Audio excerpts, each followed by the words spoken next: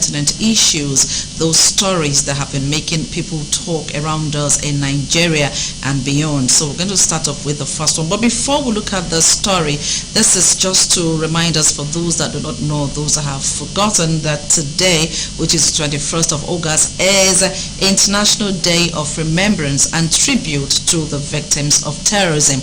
Now, acts of terrorism propagating a wide range of hateful ideologies continue to injure, harm, and kill thousands of innocent people each year. Despite international condemnation of terrorism, victims and survivors of terrorism often struggle to have their voices heard, their needs supported, and their rights upheld.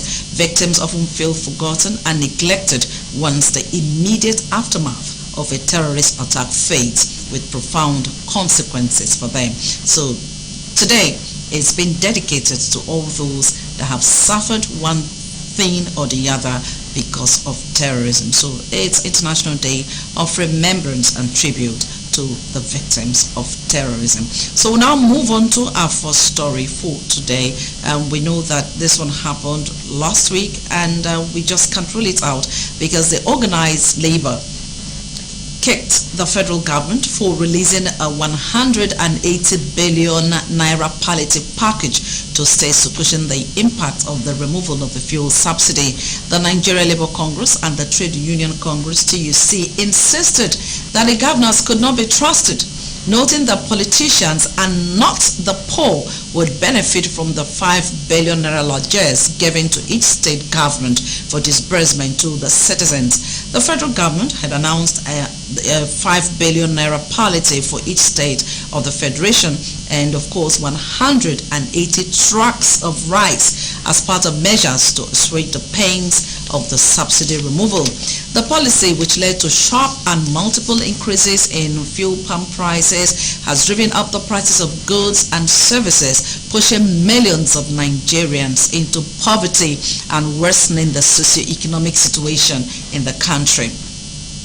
Now, the Vice President explained that serious concerns as regards increasing cost of food items, increasing cost of transportation, among others, as a result of subsidy removal in order to cushion the effect of the removal. The federal government released 5 trucks of rice to each state last week. I quote, "Furthermore, in order to cushion the effect of food shortages across the country, the federal government has approved the sum of 5 billion naira to be given to each state for the procurement of 100,000 bags of rice and 40,000 bags of maize and fertilizers. This funding has to be shared with a formula that follows. 52% of this money is given to states as grants, while 48% of the 5 billion naira is to be paid back on an installment basis within a period of 20 months to the CBN by the states and the local government areas in Nigeria." Now, the council commended the efforts of the federal government under the leadership of President Bola Ahmed Tinubu, as well as the CBN, and he also went ahead to commend the efforts of NEMA in cushioning the effects of the subsidy removal. The council took decisions in order to ensure speedy release of grains and other items in order to cushion the effects of subsidy removal on the less privileged in the country. Now, let's look at it from this angle. When we talk about maize, I know that a lot of persons just felt that there was no need for Nigerians to have maize. Well, that is something that is required. Whether we have it as just what we eat, seasonal, it just comes as it is now. You just walk to one spot on the road, on the street, to get your corn, and that is that. That is not enough. Maize goes beyond that because it's required for poultry feeds, it's required for other things, and of course we have stores. That is why Nigeria as a nation has reserve. We have maize reserve. So if the federal government is saying, okay, this is what we're earmarking for maize, it means it is that important. But just as the story has it there, the fear is not just having these things. The fear is if it will actually get to those that need them. Now, we have it here that to ensure the speedy release of grains and other items for immediate distribution to the less privileged in the society. The council also took note of the $800 million loan and insists that it will be strictly used for the intended purpose and based on an accurate and acceptable register. Let us know how accurate this can be, because in Nigeria we're used to preparing, we're used to hearing stories, this will be done, that will be done. At the end of the day, nothing comes out of it. Let us see these things happen. Let's see how accurate it will go. Let's for once assuage the feelings in Nigerians that nothing can be done well. Let's kill the Nigerianness that it cannot work, because apart from NLC and TUC saying, oh, this will not yield result, let Nigerians have confidence for once in the system. Let the system be credible enough to ensure that those that need these things get them.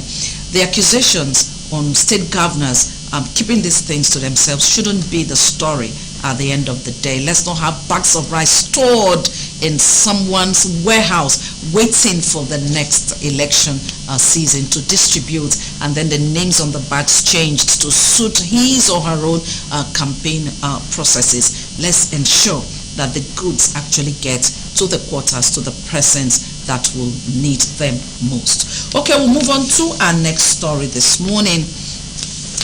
And sometimes things happen and you begin to ask questions. We thought we had gone beyond this point, but we'll have it here that the Nigerian Bar Association, NBA, has set up an ad hoc committee to investigate the allegations of sexual assault against the suspended Dean of the Faculty of Law, University of Calabar, Professor Cyril Ndifo.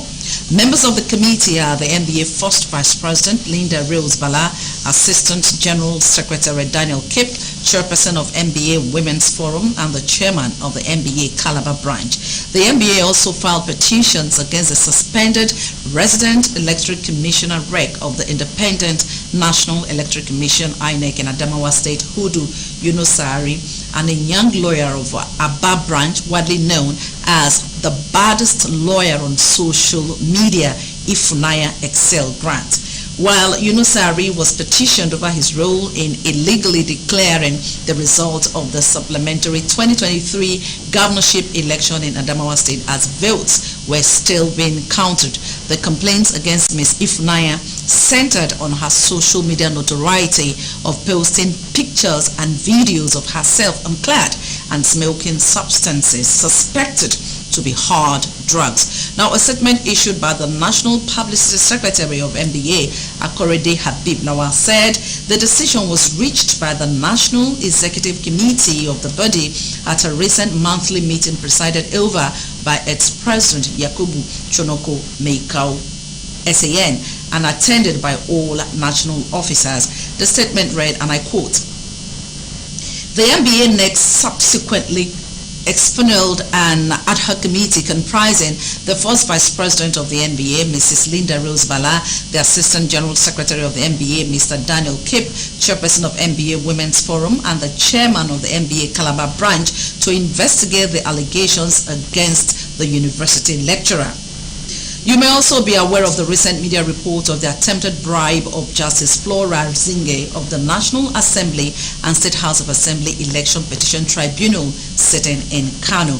Now, this shows that the NBA is actually working. If their members are caught up in things that they see as going against their principles, then it's a good one that they are going to handle this. First of all, the university professor in Unical, when that story came up, I was just wondering, and I said to myself, in the year 2023, we'll still have these things happening, sex for marks in Nigerian universities. I think it's time that students begin to speak up. It's a good one, because they were having that meeting, Senate meeting, and he was so surprised that placards, female students came with placards. And of course, he tried to defend himself, but the school was not having it. First of all, he was suspended as a dean, faculty of law, and then he was asked to stay away from the campus. He shouldn't come near the campus. And this is not, from the reports we gathered, it's not the first time Professor Ndifo is being suspended. Professor Ndifo was suspended, first of all, in 2015, and in 2023, he's facing suspension again. It means for a lot of persons, because some of them have been speaking up They've been talking.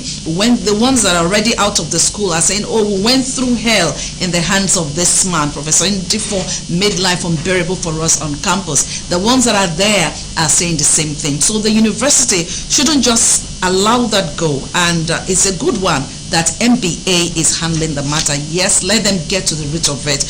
As much as he's denying that nothing like that ever happened, you can't have over 10-15 persons saying the same thing. Something must be wrong. The ones that are out of the school complaining, the ones that are still students complaining, and you're saying it's not happening. The ones that are not even students of the faculty are saying, Professor Ndifo, we've heard so much about him. Oh, so many things, because they hear from their classmates that are in that faculty. They hear from their friends that are in that faculty. So let him defend himself. An MBA should be transparent about it and not act like, okay, he's our own, he's our member, let's try as much as possible to be diplomatic about it. If it's handled well, I'm sure other lecturers that are involved in sex for grades will take correction from that and just leave the female students alone. Allow them do their writing, allow them do their work, and leave school. You don't have to make it so bad that they must go to bed with you before you allow them have good grades. For the ones that deserve them, though, the ones that deserve them, not the ones that do not merit good grades, and you force them to go to bed with you because you want to give them better grades to leave school. Let the right thing be done. This is 2023. We do not want to hear of sex for grades anymore. Our universities, especially government-owned universities, should learn to do better. Okay, we're going to move on to our next story at this time. Wow, right now we know what Nigeria is waiting for: inauguration of ministers designate. So our story here has it that ministers designate yesterday, Sunday, concluded their documentation at the office of the Secretary to the Government of the Federation. The documentation, which started Saturday, ended yesterday, Sunday at 4 p.m. with all the 45 earlier cleared by the Senate participating in the exercise. The process was seamless as there were 4 registration points, and it took the ministers less than 10 minutes to complete the process. Also, invitation cards for the 3 guests of the ministers designate were successfully given to each minister for onward delivery to their invited guests. Arrangements have been concluded to convey them from the office of the Secretary of the Government of the Federation today. That was done from 8 to the venue of the swearing-in ceremony. So that is that for that story. And the part that Nigerians do not like is that 1.37 billion naira has been earmarked for accommodation for ministers that will be sworn in any moment from now. So you just keep watching. That's the former governor of Rivers State. They just saw him. Nyesom Isewonwike is also to be sworn in this morning, and you can see their pictures rolling there. But let's just know that 1.37 billion naira has been earmarked for accommodation for these 45 ministers. Nigeria, we hail thee. Yet some persons are looking for 1,000 naira, some are looking for 500 naira, and we're talking about 1.37 billion naira. Who says Nigeria does not have money? It's just that the money is being pushed into other areas, and just a few persons are getting it. Okay, so we'll just hit our last story at this time. We'll move to our last story. And we know that in Nigeria, we're used to, government officials are used to traveling over one issue or the other. People just keep running, health issues, education, people just keep traveling over anything at all. We're used to seeing that, and the trend led to Nigerians adopting the word Japa. So a lot of persons have decided to Japa for one thing or the other. But we have this very interesting story from Gambia, and the story has it here that Gambia's President Adama Barrow has suspended all foreign travels by officials, including himself. Now, he didn't say foreign officials, government officials shouldn't travel or should travel, but he will travel. He said, including himself. And this, he said, is to reduce public spending. A government spokesman announced Saturday Barrow signed an executive order suspending all overseas travels by the president, the vice president, cabinet ministers, senior government officials, civil servants, and employees across all government institutions and agencies for the rest of the fiscal year. Presidential spokesperson Ibrahima Sankari said in a statement, meetings where Gambian participation is compulsory and foreign trips entirely financed by external sources will be exempt.